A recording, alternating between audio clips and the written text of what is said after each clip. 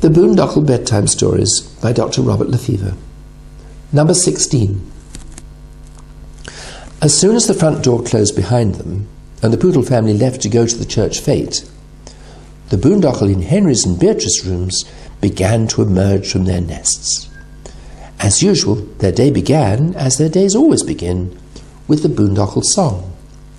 Boondokl here, Boondokl there, Boondokl, Boondokl everywhere.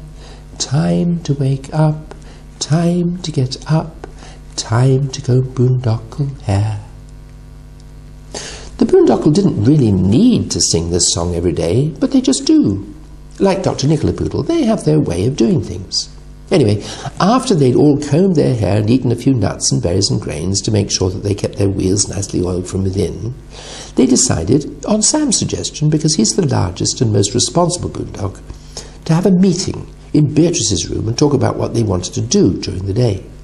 So they all met up in Beatrice's bedroom, after first going back to Henry's bedroom to collect Robin from underneath the bed. The other Boondokl almost took it for granted that Robin would be either asleep or playing on his computer under Henry's bed much of the time. He has his own special way of doing things, not the way that everybody does things, but the way that he does things. All Boondokl are special, but there are times when Robin can be very special and very different. "What's the matter?" he asked when Jemima suggested gently that he might like to emerge from his nest and go through to Beatrice's bedroom where Sam was going to hold a meeting. "Bog it," said Robin, not very politely. "Come on, Robin," said Jemima kindly. After all, she shares Henry's bedroom with Robin, so she knows him pretty well. "You know that you'll enjoy it eventually. You won't want to be left out."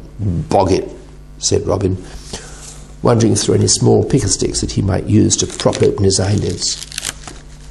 Eventually, Robin emerged from his nest, combed his hair, just for once. He didn't really know why, but probably it was because he was still half asleep and wasn't really thinking about what he was doing.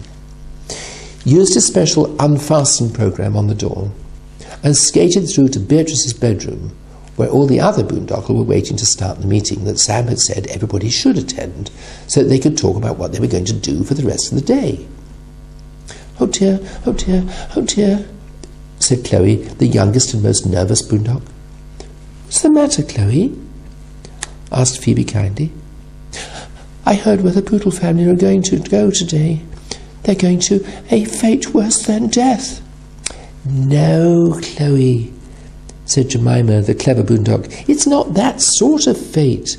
It's a church fate, not a dreadful fate. It's like an open-air party, with lots of games and things to buy and sell, and dog obedience classes, and a Punch and Judy glove puppet theatre, and guessing the weight of a cake, and bowling bowls through a hoop to try to win the prize of a little piglet." All the other Boondokl were very impressed with Jemima. They didn't know any of these things. They'd never heard of a church fete before.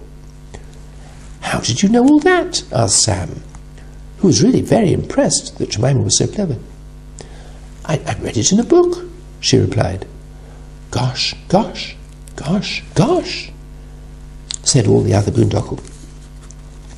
Sam knew about books, but he didn't talk about them much because he'd learned that it doesn't make you very popular if you're too good at too many things. Robin knew about books, but he thought they were old-fashioned. He can read anything he wants to read on the internet, and he can send B-mails to his cousins, Allie, Charlie, and Alice next door in Mrs. Arlette Black's house, or to anyone else he wants. Phoebe and Chloe knew about books, but they used them mainly when they were making bridges and tunnels and runs. Like many humans, they didn't know that books are meant to be read. Anyway, they were all impressed with Jemima. "You're very clever," said Phoebe, the gentle Boondokl. "I'd like to be like you one day." "I'd be happy to teach you," said Jemima kindly. She knew, as all really clever people do, that she would learn by teaching. Trying to explain things clearly and carefully to someone else makes sure that you understand it better yourself. Anyway, all the Boondokl now knew what a church fete really is, and Chloe was reassured that it's not a fate worse than death. Then they had a discussion on what they might do during the day. Sam thought it might be nice if they had some lessons. Perhaps Jemima could teach them some things that she'd learned from books. Jemima herself thought that it would be nice to go into the garden to collect some nature things for Henry to find when he came home. Robin thought that it would be a good idea for him to go back under Henry's bed to play on his computer or go back to sleep. Phoebe thought that it would be a good idea to play bickersticks.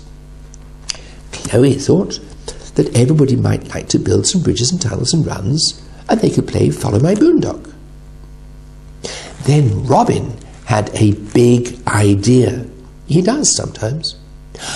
"I know," he said excitedly. "We'll go to the church fete." "But how are we going to get there?" asked Sam, always practical. It would be too dangerous for them to walk, even if they knew the way, which they didn't. It would be only too easy for them to be attacked by cats, and even Robin's go-home computer program might not work on all cats. "I know," said Robin. "We'll ask the great Boondock if she would take us." So Robin sent a bee-mail to his cousin Charlie, and Charlie asked Mrs. Arlett Black, the great Boondock herself, and she said she would.